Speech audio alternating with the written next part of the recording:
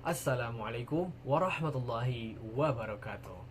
Alhamdulillahi rabbil alamin. Wassalatu wassalamu ala ashrafil anbiya'i wal mursalin wa ala alihi wa sahbihi rasulillahi ajma'in. Rabbi israh li sadri wa yassir li amri wahlul 'uqdatam min lisani yafqahu qawli walhamdulillahi rabbil alamin. Puji syukur kehadirat Allah Subhanahu wa Ta'ala yang telah melimpahkan rahmat dan karunia-Nya kepada kita semua, dan salawat beserta salam marilah kita sampaikan kepada Nabi Muhammad sallallahu alaihi wasallam berupa Allahumma salli ala sayyidina Muhammad wa ala alihi wa sahbihi ila yaumil mi'ad.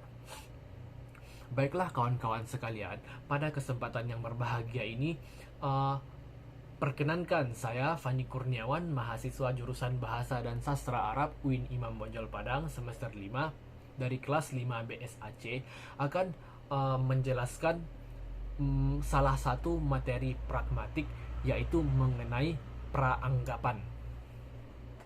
Jadi, praanggapan ini ialah cabang dari kajian pragmatik yang berhubungan dengan adanya makna tersirat atau makna tambahan yang dapat ditarik dari makna tersurat atau dari kalimat zahir yang disampaikan oleh seorang penutur. Misalkan, jika seseorang bertanya kepada orang lain, berapa batang rokok yang kamu habiskan dalam sehari, gitu. Itu pertanyaannya. Berapa batang rokok yang kamu habiskan dalam sehari? Maka dari pertanyaan seorang penutur ini dapat ditarik kesimpulan pertama bahwasanya orang penutur tersebut menanyakan berapa batang rokok yang dihabiskan oleh lawan bicaranya tersebut atau lawan tuturnya. Namun terdapat informasi lain atau makna tersirat yang dapat kita tarik dari ujaran ini, yaitu bahwasanya secara tidak langsung penutur mengatakan bahwa lawan bicaranya tersebut ialah perokok aktif. Gitu kira-kira maksud makna tersirat yang ada pada pembahasan praanggapan ini. Sumanantakilu, bahwasanya praanggapan tersebut terbagi menjadi dua, yaitu praanggapan semantik dan praanggapan pragmatik.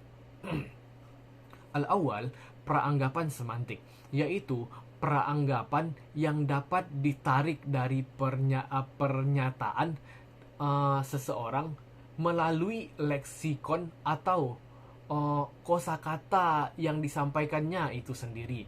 Misalkan nih, contohnya Ade tidak jadi pergi. Maka praanggapan yang dapat kita tarik dari kalimat Ade tidak jadi pergi tersebut bahwasanya seharusnya Ade pergi gitu. Atau misalkan contoh lain, sepeda motornya mogok.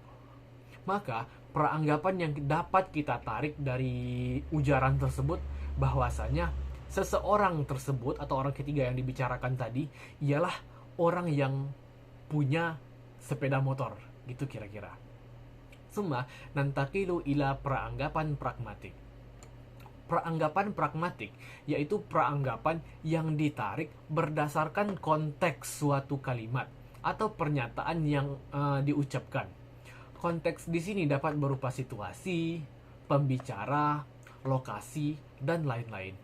Misalkan kawan-kawan yang tinggal di kos kedatangan tamu, kawan-kawan kosnya gitu. Lalu kawan-kawannya tersebut di kos mengatakan ketika sampai di kos, dia bilang kayak gini, panas ya hari ini gitu. Jadi pada ungkapan panas ya hari ini, kesimpulan pertama yang dapat kita tarik ialah bahwasanya penutur mengatakan bahwa hari ini panas, itu kan jelas kan. Namun terdapat makna tersirat yang perlu diketahui oleh pemilik kos gitu, atau lawan ujarannya, lawan bicaranya, lawan tuturnya, bahwasanya penutur tersebut secara tidak langsung meminta air minum kepada pemilik kos atau tuan rumah. Itulah yang dimaksud dengan praanggapan pragmatik. Jadi pada praanggapan tersebut diperlukannya pemahaman, saling paham antara penutur dan lawan tutur, sehingga makna tersirat yang diharapkan atau yang diinginkan oleh penutur dapat tercapai dengan mudah. Begitulah kira-kira.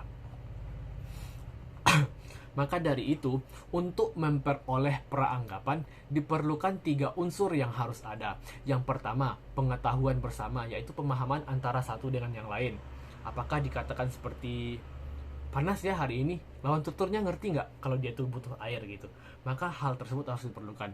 Dan yang kedua ialah adanya partisipan, yaitu penutur dan lawan tutur. Dan yang ketiga, adanya konteks situasi yang sesuai dengan peranggapan yang akan disampaikan oleh penutur. Selanjutnya kita pindah kepada jenis-jenis peranggapan. Jenis-jenis peranggapan ini ada 6, yaitu peranggapan eksistensial, peranggapan faktif, leksikal, non-faktif, struktural, dan konterfaktual. Itulah kira-kira kawan-kawan.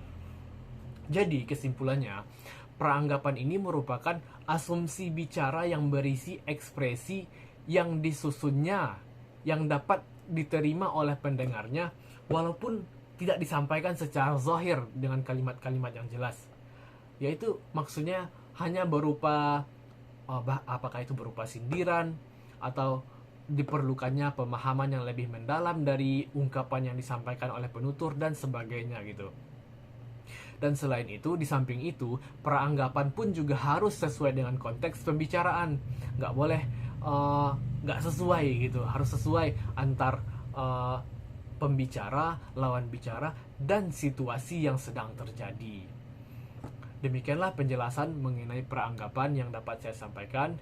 Syukron ala husni ihtimamikum. Assalamualaikum warahmatullahi wabarakatuh.